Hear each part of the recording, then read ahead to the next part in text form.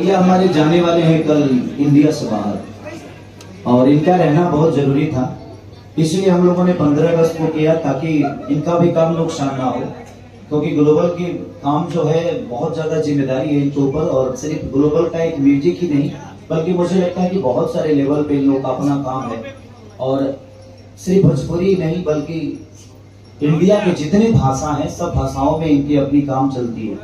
इसकी वजह से इनका रहना जरूरी था, इसलिए हम लोगों ने 15 अगस्त को रखा कि आज ही रिलीज करेंगे ताकि इनका रहना जरूरी है। तो मेरे से सवाल करो, उसके बाद इनसे भी करना सवाल आपने।